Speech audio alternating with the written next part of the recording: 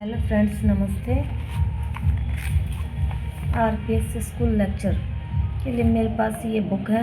इसमें objective type question है। चलिए हम शुरू करते हैं राजस्थान की सभ्यताओं से। मेरे चैनल को लाइक शेयर सब्सक्राइब ज़रूर करना। आपका सपोर्ट मेरे लिए बहुत मायने रखता है। मेरे चैनल को ज़रूर विजिट करें, आपको बहुत सारी वीडियो देखने को मिलेगी। निम्नलिखित में से कौन सा काल कालीबंगा सभ्यता से संबंधित है? तो कौन सा काल कालीबंगा सभ्यता से संबंधित है 2500 ईस्वी पूर्व से 1500 ईस्वी पूर्व। और कालीबंगा सभ्यता कितनी पुरानी है? तो 4000 वर्ष पुरानी मानी गई है ये सभ्यता। निम्नलिखित में से किस सभ्यता में मकान और बस्तियों के निर्माण में ईंटों का प्रयोग नहीं होता था? तो किस में नहीं होता था? गणेश्वर में। निम्नलिखित में से मकान और बस्तियों के निर्माण में ईंटों का प्रयोग नहीं होता था? तो गणेश्वर में। सैंधव सभ्यता के किस स्थल से जुते हुए खेत के प्रमाण मिले हैं? जुते हुए खेत के प्रमाण हमें मिले हैं कालीबंगा से। जुते हुए खेत के प्रमाण हमें कालीबंगा से मिले हैं। कालीबंगा पूरा स्थल कि किस दिशा में जुता हुआ खेत मिला है? तो दक्षिण पूर्व में मिला है। कालीबंगा की किस दिशा में जुता हुआ खेत मिला है? तो दक्षिण पूर्व में। गणेश्वर सभ्यता किस काल से संबंध रखती है? गणेश्वर सभ्यता किस काल से संबंधित है? तो ताम्र कांस्ययुगीन सभ्यता से। निम्नलिखित में से राजस्थान का कौन सा सैंधव स्थल घग्गर नदी के किनारे स्थित था? निम्नलिखित में से राजस्थान का कौन सा सैंधव स्थल घग्गर नदी के किनारे स्थित था? तो कालीबंगा। कालीबंगा से निम्न में से किस फसल के अवशेष प्राप्त हुए हैं? तो जौ के। और एक साथ 2 फसलें बोने के भी साक्ष्य कालीबंगा से मिले हैं। निम्न में से राजस्थान के किस से प्राप्त मृद भांडों को लाल धरातल पर काले रंग के सुंदर ज्यामितिक डिजाइनों से सजाया गया है? तो आहड़ सभ्यता से मिले बर्तन।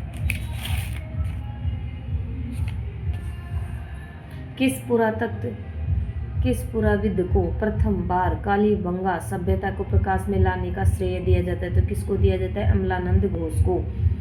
कालीबंगा सभ्यता को सर्वप्रथम श्रेय लाने का श्रेय किसको दिया जाता है? तो किसको दिया जाता है? अमलानंद घोष को। कालीबंगा से हड़प्पा पूर्व की सभ्यता से मिलते जुलते अवशेष पाकिस्तान में किस स्थान पर मिलते हैं? तो कोट दीजी। कहाँ से मिले हैं? कोट दीजी से। और कालीबंगा का उत्खनन कार्य किसके नेतृत्व में किया गया था? तो बीबी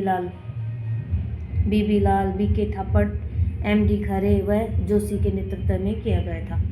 दोहरी रक्षा प्राचीर के साक्ष्य राजस्थान की किस सभ्यता से प्राप्त हुए? तो कालीबंगा सभ्यता से प्राप्त हुए हैं। प्राचीन काल में निम्नलिखित में से किस स्थान को ताम्रवर्ती नगरी के नाम से जाना जाता था? तो आहड़ से। किससे जाना था? आहड़ सभ्यता के नाम से, ताम्रवर्ती नगरी। और ताम्र सभ्यताओं की जननी के रूप में पूछा जाए तो हमें गणेश्वर सभ्यता की।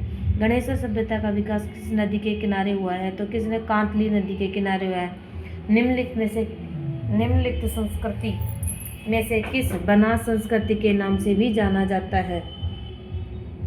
बनास संस्कृति के नाम से आहड़ संस्कृति को। यहाँ से एक मृण बैल मिला है जिसे बनासियन मूल की संज्ञा दी गई है।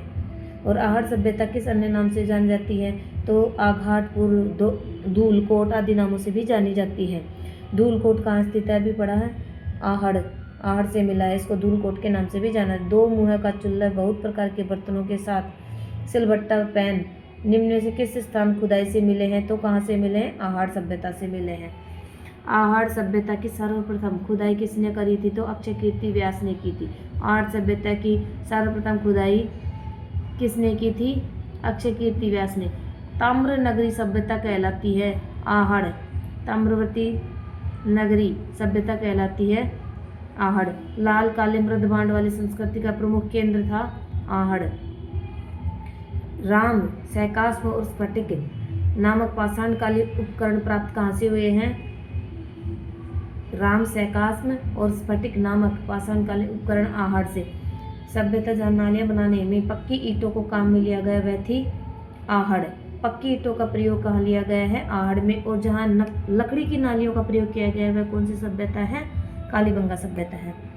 बौद्ध धर्म से संबंधित पुरातात्विक अवशेष कहाँ से मिले? बौद्ध धर्म से संबंधित कहाँ से मिले हैं? बैराट सभ्यता से। यहाँ से 3 डूंगरियाँ प्राप्त हुए हैं।